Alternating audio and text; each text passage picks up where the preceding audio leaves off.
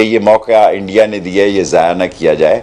3 आदमियों की वोट थी कि एटमी धमाका किया जाए, और अब जो हालात बनाए जा रहे हैं कि इंडिया ने 30 रुपए पेट्रोल सस्ता किया और रूस से वो फायदा उठाया जो हम उठाने जा रहे थे, और हम कश्मीर से तजारत की बात कर रहे हैं। किसी के पास सारे बंद गली में फंस गए हैं, सियासतदान फंस गया है, मईशत फंस गई है, इंटरनेशनल रिलेशनिंग फंस गई है, पेट्रोल फंस गया है, चीनी 100 रुपये पे हो गई है, 70 रुपये पे परसों इन्होंने ऐलान किया है। दाल सबसे अहम इम्पॉर्टेंट जिस पे मीडिया कोई बात नहीं कर रहा, 230 रुपये किलो घी बढ़ गया जी। मैं अगर आपको ये कहूं कि सबसे ज्यादा चीज जो तंग कर रही है, अब लोग पानी से तड़का लगाएंगे अपने खानों में। लोगों ने शहरों में दोपहर का खाना खाना छोड़ दिया है।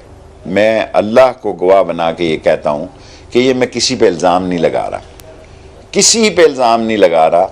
सुबह का नाश्ता कर रहे हैं और शाम का खाना खा रहे हैं, दोपहर को बाईपास कर रहे हैं क्योंकि उनका बजट अफोर्ड नहीं कर रहा इसका। अगर दुरुस्त फैसले ना किए गए तो फौज तबाह हो जाएगी और मुल्क के 3 टुकड़े हो जाएंगे। पाकिस्तान पहले दिवालिया हो चुका था एक जमाने में, अब बकौल शब्बर जैदी के पाकिस्तान 6 महीने पहले दिवालिया हो चुका है। तो क्या किसी ने हम पर हमला कर दिया? इंडियन चैनल हो, कोई और चैनल हो, जब इधर से बात नहीं निकलेगी तो कोई नहीं चला सकेगा। जब आपके घर से धुआं नहीं निकलेगा, आग नहीं जलेगी, आग नहीं चलेगी, तो फिर कोई नहीं चला सकेगा। खान साहब ने जो इंटरव्यू दिया, जो उनका बयान सामने आया, ये बयान उनका खदशा है या फिर कोई थ्रेट है? ये बयान इंडियन टेलीविजन पर जो थिंक टैंक हैं उनके, वो बरसों पहले दे चुके हैं। फिर उसके बाद ये अमेरिकी थिंक टैंक एक 2005 में आया था, उसने कहा था कि पाकिस्तान के 4 टुकड़े हो जाएंगे और कहा था 2012 तक हो जाएंगे। उस पर भी बात हुई और वो भी नहीं हो पाया। तो ये बुलंद सोचें होती हैं गैर मुल्कियों की, जो हम अडॉप्ट कर लेते हैं, हम सुनते हैं और हम समझते हैं कि हम बड़े सुकरात अफलातून हैं और हम उसको अडॉप्ट कर लेते हैं, ले लेते हैं, अपना लेते हैं। हमने पाकिस्तानी एटमी प्रोग्राम को और पाकिस्तान को रोल बैक करने की साजिश नाकाम बनाई है। हमने पाकिस्तानी फौज को तबाह करने की कोशिश नाकाम बनाई है। टेररिज्म को, टेररिस्टों को देश निकाला देकर, बर्बाद करके, तबाह करके। तो हमारे पास तो वो नहीं है। आप हमें कहते हो शाम और इराक और सीरिया बन जाएंगे, हम वो नहीं है भाई। आप डायनेमिक्स देखो इस मुल्क के। ये मुल्क लड़ चुका है दहशतगर्दों से, दुश्मनों से। हाँ, मशरक़ पाकिस्तान अलग हुआ, हमारी गलतियों से अलग हुआ। दुश्मन का तो बाद में नंबर आता है ना। हमने उनको कमतर समझा, हकीर समझा और अलग करने की कोशिश की, ख्वाहिश भी थी। अलग हो गए वो, अपना काम कर रहे हैं वो, अब हमारा कुछ नहीं बिगाड़ रहे हैं वो। तो मेरा ख्याल है खान साहब का ये बयान पता नहीं किस कैफियत में थे वो, जब भी उन्होंने ये कहा कि मैं लिख कर देने को तैयार हूं कि ये होगा, पहले मुल्क दिवालिया होगा, फिर ये होगा, फिर ये होगा, फिर अल्लाह ना करे जो उन्होंने फरमाया। तो लेकिन मुझे यकीन है कि ये मुल्क जो है उसमें इतनी ताकत है कि वो उन तमाम साजिशों का मुकाबला कर सके। किया है, मिसाल मौजूद है हमारे पास, हम करते रहे। कोई कुछ भी कहता रहे, लेकिन मुझे दुख इस बात का है कि मेरे एक साबिक वजीर आजम ने कहा, जुल्फ़िकार अली भुट्टो को फांसी हुई तो उसने किताब लिखी मरने से पहले, इफ आई असैसिनेटेड। उसमें ये कुछ नहीं था, उसमें वसीयतें थी, नसीहतें थी कि अवाम के लिए काम करना, अवाम की बहबूद के लिए काम करना, ये था। उसके बाद एक और प्राइम मिनिस्टर का इंतकाल होता है। बेनजीर ने कभी ये बात नहीं कही, और बेनजीर के मरने पर तो ज़रदारी साहब ने जो कुछ कहा वो तारीखी बात है। उन्हें कितना बुरा भला कह लें आप, जो चाहें कह लें, लेकिन वो एक जुमला पाकिस्तान खपे, काम कर गए पाकिस्तान के लिए। तो जब आदमी इक़्तिदार से हटता है तो उसको थोड़ा सा ना जिम्मेदारी का एहसास करना चाहिए कि वही आदमी है जो के पीछे एक शख्स एक बैग लेके जाता है। वो बैग में क्या है ब्रिगेडियर साहब बता देंगे आपको। और इतनी बड़ी जिम्मेदारी के बाद इतना गैर जिम्मेदाराना बयान मुझे बिल्कुल तवक्को नहीं थी। पहले जब इससे पहले जो कह चुके थे वो बरक्स था। वो था पाकिस्तानी फौज इतनी मजबूत है कि दुश्मन के दांत खट्टे कर देगी। हमारा एटमी प्रोग्राम इंतहाई महफूज हाथों में है, कोई इसका बाल बीका नहीं कर सकता। पाकिस्तान बहुत ताकतवर मुल्क है, कोई इसे कुछ नहीं बिगाड़ सकता।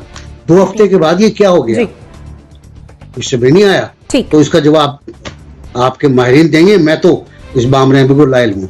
कि जी मुल्क के जो हालात हो रहे हैं उसमें अगर मुल्क खुदा न खास्ता दिवालिया होता है, जो कि अल्लाह ना करे काफी हालात खराब है, और आई एम श्योर रिट्रीव भी होगा, ऐसी कोई बात नहीं है, nobody will allow nuclear country to go economical disaster के अंदर, वी शुड नो, क्योंकि दे कांट अफोर्ड कि न्यूक्लियर कंट्री जो उसको इस तरह से छोड़ दिया जाए। और उसमें उनका ये उसके बाद अगर वो ऐसे हालात होते हैं, दैट मीन्स कि फिर वो आपको प्रेशराइज कर सकते हैं आई नो गवर्नमेंट से, लेकिन आपको ये कहने की जरूरत नहीं है। अजीत डोभाल भी ये बात करता है, ये सेनेटर बिल्कुल एनबीसी ने बात की, सेनेटर जो उनके थिंक टैंक, उन्होंने, मैंने खुद वीडियो क्लिप देखा है कि हम पाकिस्तान को मजबूत नहीं होने देंगे। पाकिस्तान क्योंकि चाइना के नजदीक है, पाकिस्तान की फौज बहुत स्ट्रांग है, पाकिस्तान की जियोस्ट्रेटेजिक लोकेशन ऐसी है, इसलिए सीपैक हम पाकिस्तान की इकोनॉमिक तरक्की नहीं करने देगी। ये अपनी we all know, I think हमारे पैनल में भी सब इस बात से मुत्तफिक होंगे जी। लेकिन ऐसी कंट्रोवर्शियल बातें आपको नहीं करनी चाहिए। आपने बात करनी है ये कहें कि मैं एप्रीहेंड कर रहा हूं, खुदा न खास्ता हमारे अवाम की इकोनॉमिक प्रॉब्लम ऐसी होंगी, अल्टीमेटली इसका फैक्ट जो है ओवरऑल ये हो सकता है, but you can't be certain के जी ऐसे हो जाएगा। आई फील के prime Imran Khan prime minister को शुड क्लैरिफाई के did he mean it like this, और वो ये उन्होंने वैसे मुंह से बात निकल गई है, यू मस्ट क्लैरिफाई, क्योंकि पॉलिटिक्स वर्सेस पॉलिटिक्स होनी चाहिए।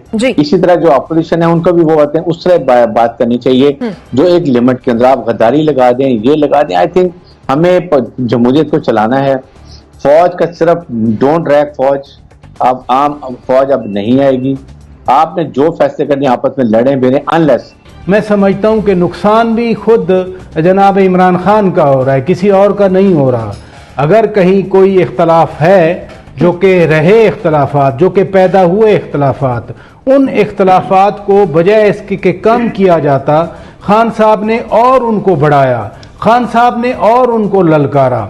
लेकिन असल बात यह है कि 2011 से जो खान साहब की ट्रेनिंग होती रही बयानात देने की, हर एक को चोर डाकू कहने की, वो खान साहब के ज़हन में इतनी पुख्तगी हो गई उस तरह के लबो लहजे की, उस तरह के बयानात की, उस तरह ललकारने की, कि अब वो किसी को नहीं छोड़ रहे। मैं फिर कहता हूं कि जिस तरह से खान साहब बयानात दे रहे हैं, जिस तरह से खान साहब ललकार रहे हैं, ये नुकसान खान साहब का ही होगा। जो दीगर लोगों के दरमियान जो मिसगिविंग्स थी, दीगर लोगों के दरमियान जो मादी के इख्तलाफात थे, खान साहब इस तरह की बातें कर रहे हैं, करके उन लोगों को करीब तर कर रहे हैं, उन लोगों के इख्तलाफात ख़त्म कर रहे हैं। तो जो आप कह रही हैं कि खान साहब माफ़ी मांगने वाले तो नहीं हैं, वो माफ़ी तो नहीं मांगेंगे, वो बात को किसी और तरह से बयान कर देंगे। जैसे आज शांगला में उन्होंने कहा, उन्होंने सोवियत यूनियन की आप मिसाल दे दी कि सोवियत यूनियन की मईशत कमज़ोर हुई तो सोवियत यूनियन टूटा था। हालांकि सोवियत यूनियन टूटने में कोल्ड वॉर का जो कुछ अलाइंसेस की अपनी स्ट्रेटजीज थी, अमेरिका ने पूरा एक ताना बाना बुन के पूरी दुनिया को सोवियत यूनियन के अगेंस्ट ला के खड़ा हुआ। और अगर सोवियत यूनियन अफगानिस्तान में 10 साल ना आता तो शायद सोवियत यूनियन आज भी मौजूद होता। लेकिन खान साहब ने आज एक तौज़ीह पेश कर दी कि मेरा मतलब यही था।